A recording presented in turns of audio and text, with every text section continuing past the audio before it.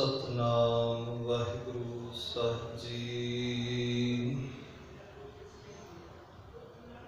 डंडौत बंदन अनेक बार, सर्व कला समर्थ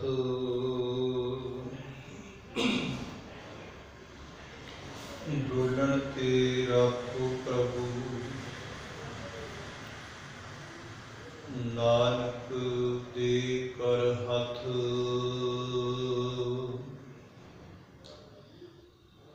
जीता जियो पिंड सब तेरा। तू अंतरजामी पुरख भगवान, दासन दास कह जन नानक।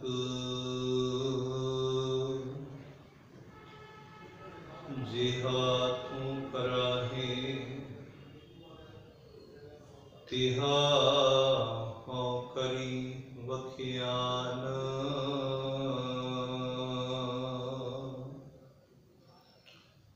धन वाहिगुरु साहिब जी। सुन मुंदे हर नाखीए, गूढ़ा वैन अपार। पहला वस्त सियाण कै, तां खींचे व्यापार। सुन मुंदे हर नाखीए, गूढ़ा वैन अपार।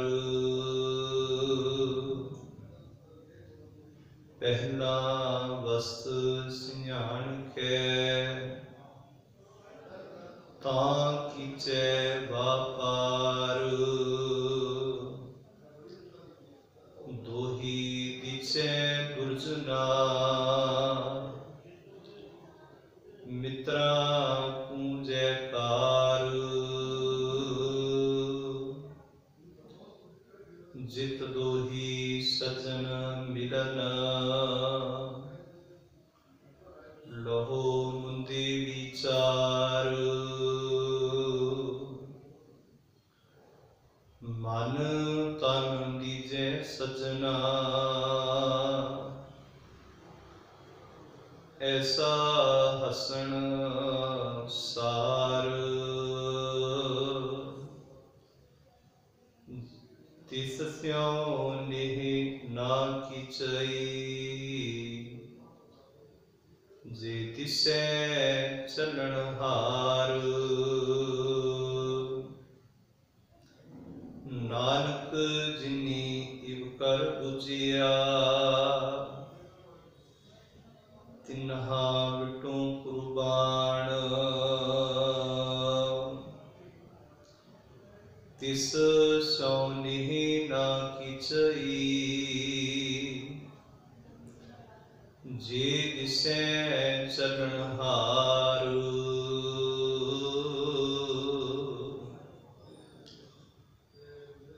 नानक जिनी इव कर बुझिया, तिन्ना विटों कुर्बान।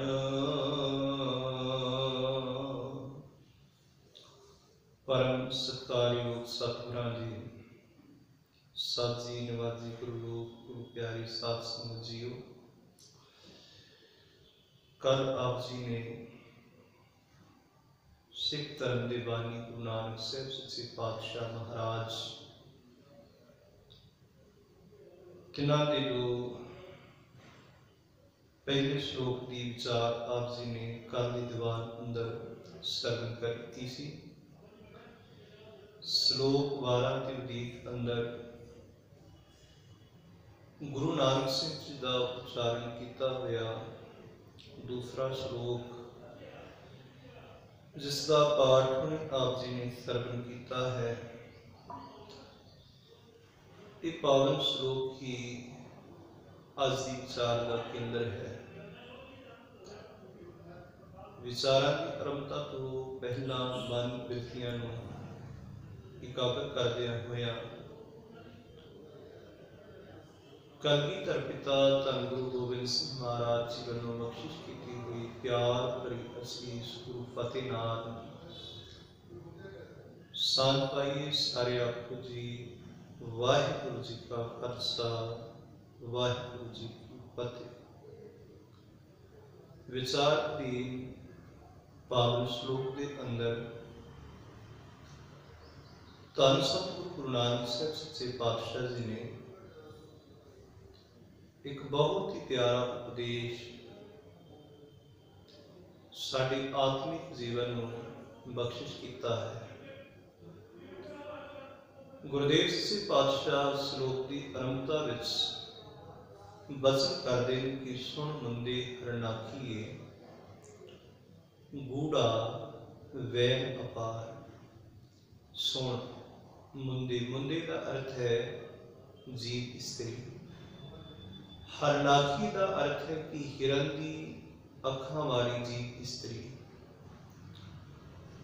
ਸੁਣ ਮੁੰਦੇ ਹਰਨਾਖੀਏ, ਇਹ ਸੋਹਣੀ ਜੀਵ ਇਸਤਰੀ, ਤੂੰ ਇੱਕ ਗੱਲ ਸੁਣ, ਇੱਕ ਵਿਚਾਰ ਸੁਣ।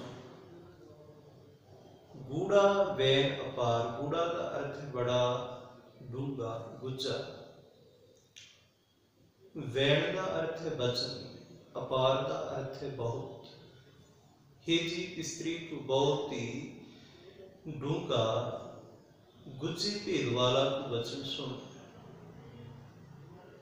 ते पातशाह केड़ा वचन जो बहुत ही गुज्जा है, बड़ा भेद वाला है जो वचन, वो केड़ा वचन है? पातशाह ने पहला वस्त सिंझाण के तां कीचे व्यापार। ये बड़ा डूंघा वचन है कि हे जी स्त्री, जे कोई भी चीज खरीदनी है तो खरीदन तो पहला तो उस चीज की परख कर, उस चीज की पड़चोल कर। पहला वस्त सिंझाण के तां कीचे व्यापार, तां तू उसका व्यापार कर, तां तू उसनूं खरीद। पहला उस वस्तु नूं समझ। ਹੁਣ ਸਤਿਗੁਰ ਸੱਚੇ ਪਾਤਸ਼ਾਹ ਮਹਾਰਾਜ ਜੀ ਦਾ ਇਹ ਜੋ ਗੁਰਮਤਿ ਦਾ ਨੁਕਤਾ ਹੈ, ਇਹ ਬੜਾ ਕੀਮਤੀ ਤੇ ਬੜਾ ਨਿਰਮੋਲਕ ਹੈ। ਜਦੋਂ ਜੀਵਨ ਦੇ ਹਰ ਪੱਖ ਤੇ ਇਸ ਨੁਕਤੇ ਨੂੰ ਅਸੀਂ ਲਾ ਲਵਾਂਗੇ ਤੇ ਫਿਰ ਸਾਨੂੰ ਜੀਵਨ ਕਾਲ ਦੇ ਅੰਦਰ ਧੋਖਾ ਨਹੀਂ ਵਿਆਪੇਗਾ। ਸਾਨੂੰ जीवन काल के अंदर घाटा नहीं पवेगा, असी दुखी नहीं होवांगे। जदों गुरमत के इस नुकते नूं पहला वस्त सिंझाण के तां कीचे व्यापार। जो भी चीज खरीदनी है, जिस भी चीज का व्यापार करना है, जो भी चीज ग्रहण करनी है, पहला उसनूं समझ लईए। जीवन के हर पक्ष इस गुरमत के नुकते को असी अपना सकते हैं। जे खाने की गल हो रही है तो उत्थे भी उस खाने को समझ लईए, परख लईए कि जो मैं खा रहा कि मेरी सेहत वास्ते ठीक है, मेरे शरीर वास्ते ठीक है, समझ लईए। जिस समझ तो बिना ही, परख तो बिना ही खा रहे हैं ते पातशाह आखते ने बाबा होर खाना खुशी खुआर, जित खादे तन पीड़िए, मन में चले विकार। फिर समझ तो बिना जो उसमें असीं ग्रहण कर लवांगे, खा लवांगे, तो भोग ही साडे वास्ते रोग बनता है। इस गुरमत के नुकते में असीं अपने पहरावे ते भी ले सकते हैं कि जो मैं तन ते पहरावा पा रहा कि मेरे वास्ते चंगा है, समाज वास्ते चंगा है। तो पातशाह कहते उस पहरावे को पहला पाण तो पहला समझ, पर उस पहरावे को समझ सके।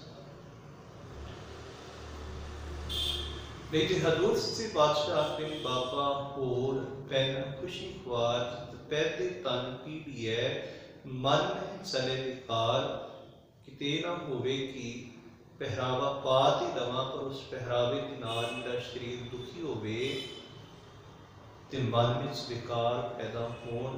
बादशाह की खाण तो पहला मैं खाणी नूं परख, पहनण तो पहला अपने कपड़ियां नूं परख समझ ले। ते कोई भी व्यापार करना है, खेती करनी है, दुकानदारी करनी है, व्यापार करना है,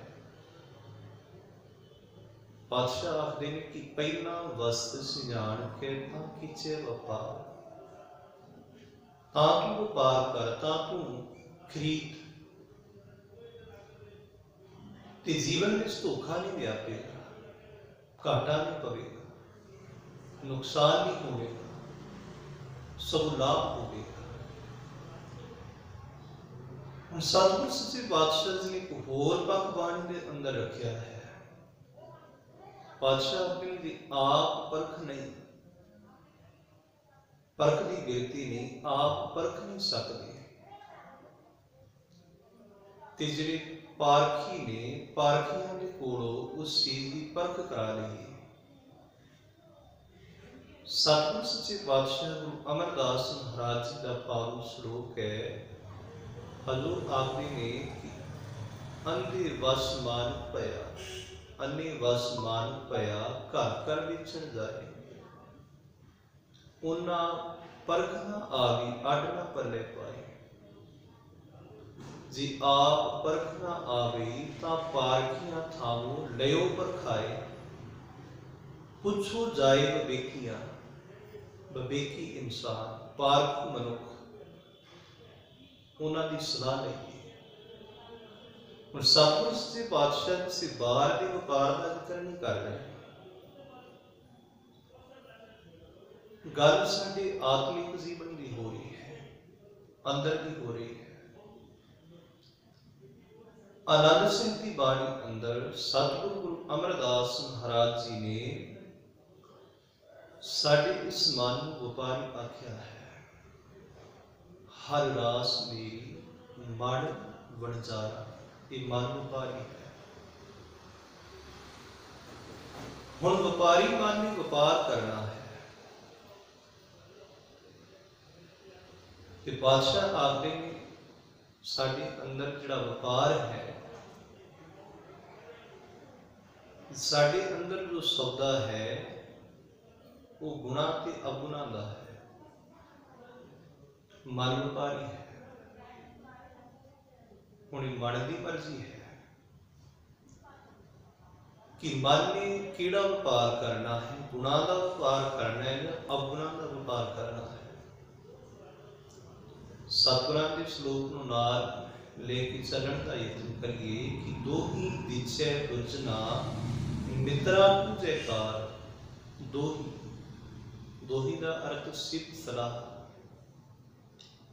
सिफ्त सलाह तो भाव कि रब्बी गुणा की विचार। सतगुरु जी फरमाते हैं कि देही दिछै दुर्जना मित्रा को जयकार। कि भाई तू इस गल की विचार कर, स्वै परचोर कर।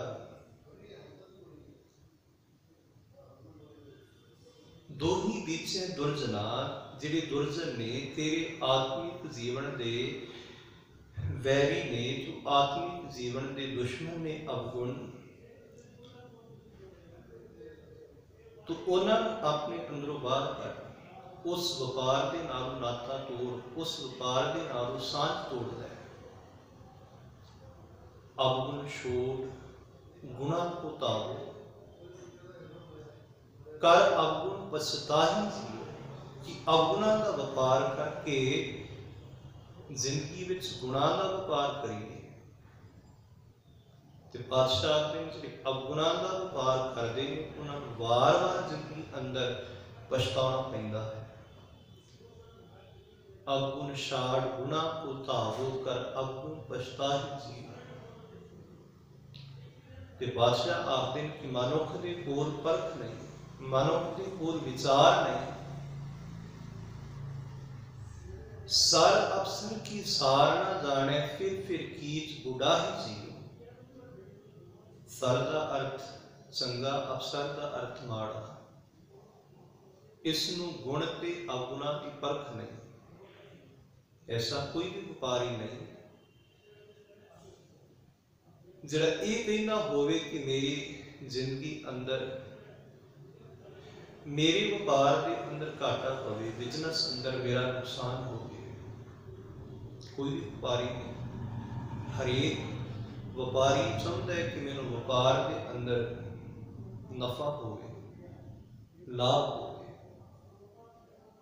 ਪਰ ਬਾਦਸ਼ਾਹ ਆਖਦੇ ਨੇ ਕਿ ਇਸ ਜ਼ਿੰਦਗੀ ਦੇ ਅੰਦਰ ਇਹ ਮਨ ਜੋ ਵਪਾਰੀ ਹੈ, ਇਸ ਦੇ ਕੋਲ ਪਰਖ ਨਹੀਂ। ਇਹ ਉਹਨਾਂ ਚੀਜ਼ਾਂ ਦਾ ਵਪਾਰ ਕਰ ਰਿਹਾ ਹੈ ਜਿਨ੍ਹਾਂ ਚੀਜ਼ਾਂ ਦੇ ਨਾਲ ਆਤਮਿਕ ਜੀਵਨ ਦਾ ਪਤਨ ਹੋ ਰਿਹਾ ਹੈ, ਆਤਮਿਕ ਜੀਵਨ ਦੇ ਅੰਦਰ ਘਾਟਾ ਪੈ ਰਿਹਾ ਹੈ। ਬੜਾ ਪਿਆਰਾ ਉਪਦੇਸ਼ ਗੁਰੂ ਨਾਨਕ ਸਾਹਿਬ ਜੀ ਨੇ ਆਸਾ ਕੀ ਵਾਰ ਦੇ ਅੰਦਰ ਬਖਸ਼ਿਸ਼ ਕੀਤਾ ਹੈ। ਜਿਤ ਸੇਵਿਆ ਸੁਖ ਪਾਈਏ, ਸੋ ਸਾਹਿਬ ਸਦਾ ਸੰਭਾਲੀਏ। ਜਿਤ ਕੀਤਾ ਪਾਈਏ ਆਪਣਾ, ਸੰਘਾਲ ਬੁਰੀ ਕਿਉ ਘਾਲੀਏ। ਮੰਦਾ ਮੂਲ ਨਾ ਕੀਚਈ, ਤੇ ਲੰਮੀ ਨਦਰ ਨਿਹਾਲੀਏ। ਜੋ ਸਾਹਿਬ ਨਾਲ ਨਾ ਹਾਰੀਏ, ਤੇ ਵੇਹ ਪਸ ਢਾਲੀਏ। ਕਿਛ ਲਾਹੇ ਉੱਪਰ ਘਾਲੀਏ, ਲਾਹੇ ਲਈ।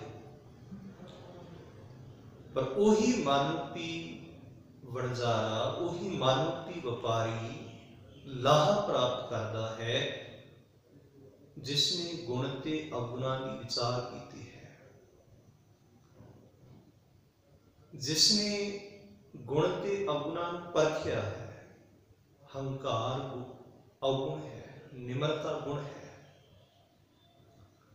ਹੁਣ ਜਿਸ ਨੂੰ ਪਰਖ ਆ ਗਈ ਕਿ ਜੇ ਹੰਕਾਰ ਨੂੰ ਜ਼ਿੰਦਗੀ ਅੰਦਰ ਮੈਂ ਧਾਰਨ ਕਰਾਂਗਾ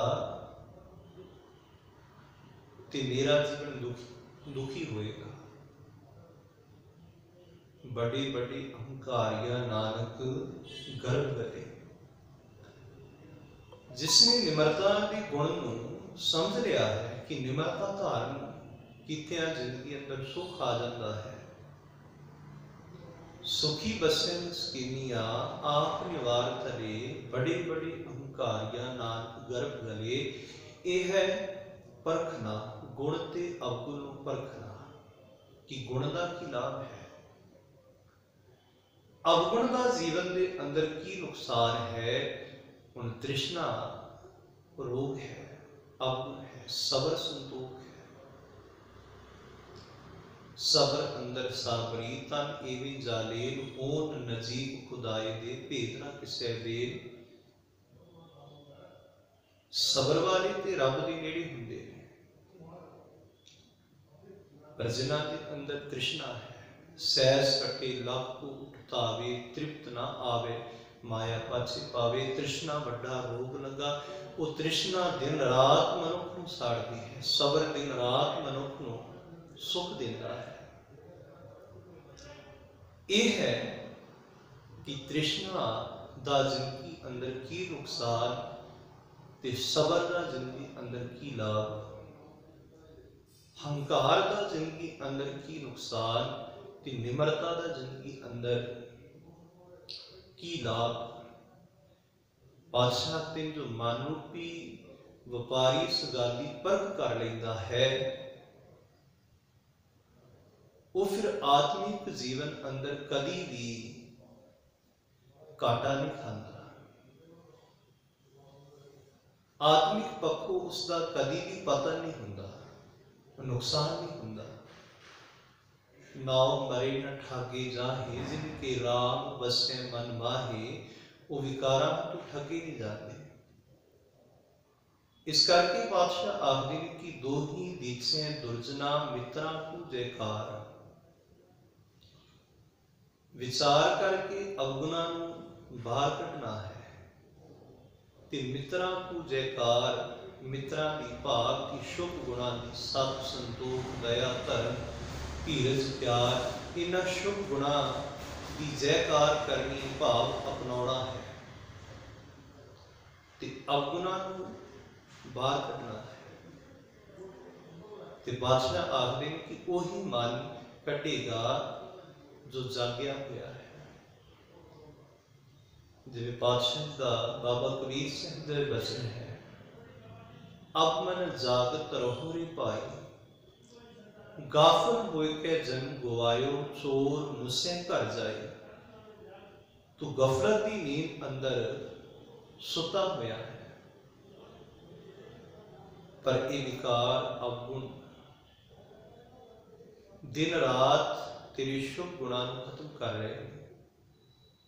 ਨੈਨੋ ਨੀਂਦ ਪਰ ਦ੍ਰਿਸ਼ਟ ਵਿਕਾਰ, ਸਰਮਨ ਸੋਏ ਸੁਨ ਨਿੰਦ ਵਿਸਾਰ, रसना सोई लोग मीठे साध, मन सोया माया विस्माद। इस ग्रह में कोई जागत रहे, साबत वस्तु अपनी रहे। जो इस हृदय रूपी घर अंदर जागदा है, वही अपने शुभ गुणा की संभाल कर सकता है।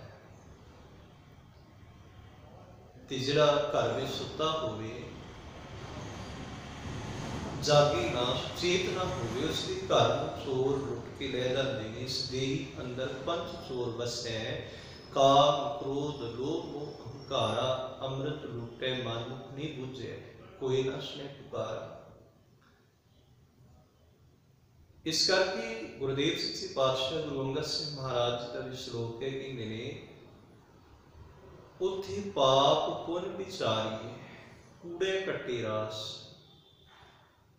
बही पढ़िया पास, कि रब दे प्यारिया गुरमुखा कोलों।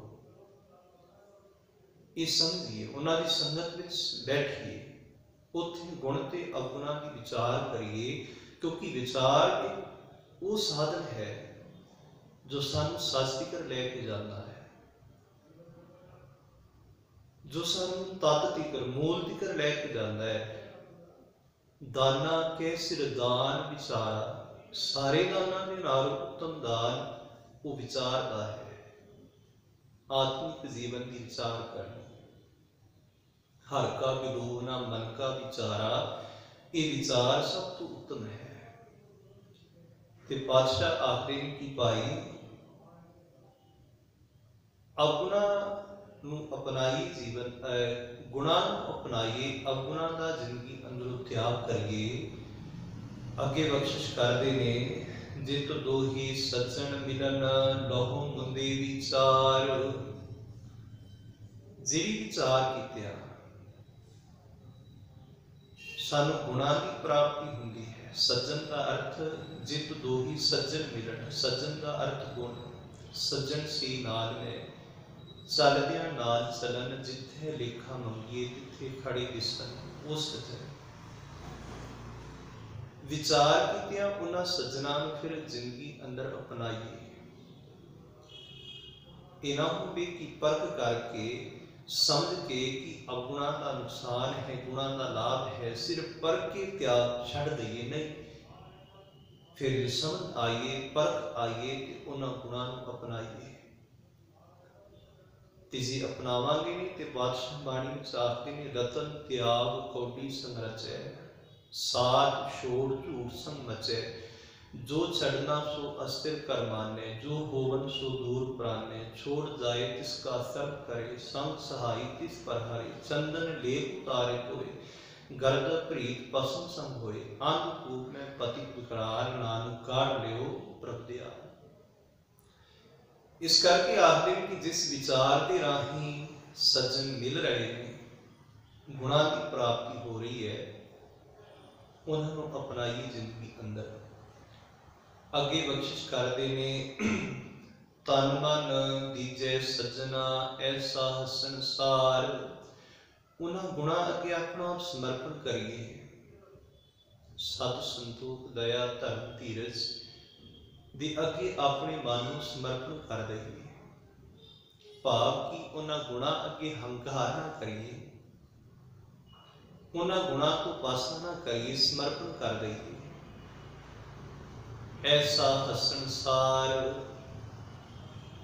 हसन का अर्थ है आनंद, सार का अर्थ है श्रेष्ठ। फिर जिंदगी अंदर ऐसा आनंद आएगा जो सब तो श्रेष्ठ होगा। ऐसी खुशी, ऐसा आनंद जिंदगी अंदर आएगा। आज आनंद क्यों नहीं, खेड़ा क्यों नहीं, खुशी क्यों नहीं, सुख क्यों नहीं? क्योंकि जिंदगी अंदर अवगुण ज्यादा है, गुणा की कमी है। दुख देने वाले अवगुण जिंदगी अंदर ज्यादा नहीं है, पर जिन्हां गुणा दे नाल सुख मिलना है वो गुण ते जिंदगी अंदर है नहीं। ते जिंदगी गुणा नाल सुखी हुंदी है, अवगुणा दे नाल जिंदगी दुखी हुंदी है। इस करके पातशाह आखदे ने जे सदैवी सुख ते आनंद लैना है उहदे वास्ते रब जी के शुभ गुणों को जिंदगी में धारना शुरू कर दईए। फिर नानक भगतां सदा विगास, सुनिए दूर पाप का नाश। आनंद भया मेरी माए, सतगुरु मैं पाया। सतगुरु भाव कि रबी गुण, रबी ज्ञान, गुरु की मत। ये जिंदगी अंदर ये मत, ये गुण आनंद लैके आउणगे। पातशाह आखदे ने तिस स्यों नेह ना कीचई, जे दिसै चलन हार। दूसरी गल पातशाह समझाते हैं कि भाई उन्होंने चीज़ों के नाल मोह ना पाइए जिहड़ियां चीज़ां बिनसनहार ने, जिन्हां ने बिनस जाना है। ते सब कुछ जो दिस रहा है ये बिनसनहार है। तो गुरुदेव सच्चे पातशाह आखते हैं कि जिस चीज़ के नाल साडा मोह है, जो चीज़ बिनसेगी तो असीं दुखी होवांगे। इस करके रहना संसार अंदर है, पर रहना मोह तो निर्लेप होके है। जिवें कमल का फुल रहिंदा चिक्कड़ अंदर है पर निर्लेप है। जैसी जल में कमल निराल, मुरगाई न साणे, सुरत शब्द पव सागर तरिए, नानक नाम खाने। बाहर सूत सदर से मोला, अलग तरह जैसे जल में कौला। पर अंदरों मन करके निर्लेप रहना है। संसार करके समाज विच, शरीर करके समाज विच, परिवार विच विचरना है, पर मन करके निर्लेप रहना है। बाहर सूत सगल से मौला, अलग तरह जैसे जल में कौला। अंजन माहे निरंजन रहिए। त्यागते ने नानक जिन्नी इव कर बुझिया, तिन्ना बिटो कुर्बान।